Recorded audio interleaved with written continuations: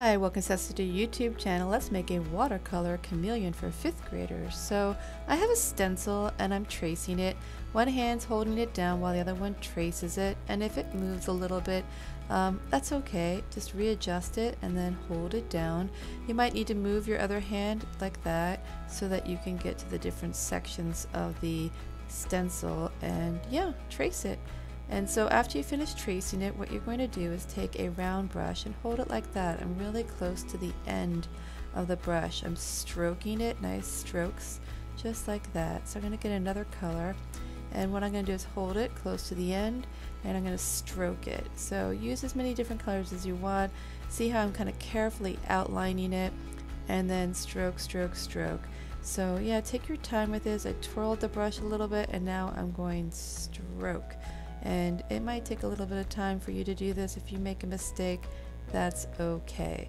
So let's go ahead and get another color. Or actually, this is just water, and I'm letting them merge together. So this is green. I'm going to stroke it on, holding it down, and I really recommend holding the brush like this. It really helps. So that section kind of dried, so I'm using the very tippy tip at the end of the brush so I can get a lot of control, especially in those tiny little areas like that, outlining it and then going to the edge. Twirl it, and then I'm going to turn my paper. I really recommend that too. If you turn the paper, sometimes you just can't get that correct angle with your hand. So it's really helpful to turn it, and I just wiggled it up to the edge and then stroked it across. Awesome. So now you really need to make sure this thing is dry. I use a hair dryer, just kind of go back and forth. It won't take too long because it's watercolor. So this is a pencil. I'm just very quickly sketching it, looking at my stencil, but you can do what you want with it. You don't have to follow the stencil. And now this is a Sharpie. Again, it really needs to be dry, otherwise you will ruin the Sharpie.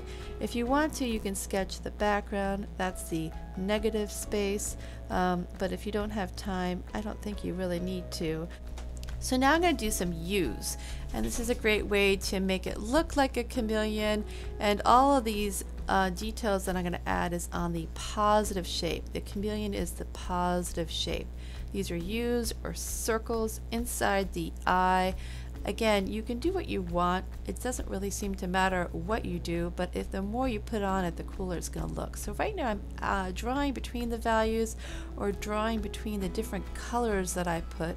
Yours might be a little different with the colors that you chose. I think it looks nice when you do it this way, but you can also just stick with drawing with the hues or the circles. You can make a scale and just go up and down. You can turn your lines, that gives it a sense of form. You can then also put some circles or hues next to it. The more you put the patterns and the repetition, the more interesting it's going to look. And there's a lot of patterns and repetition within the lizard or chameleon. So again, this is a pattern and I'm repeating it, and once I repeat it, I get a rhythm. And that's what a rhythm is. It's a repeated pattern. So these are circles. You can choose what you want. I think the more you put on it, then the better it's going to look. So thank you so much for tuning in, liking, and subscribing to my YouTube channel. This is drawing a chameleon using watercolors and line design. Enjoy!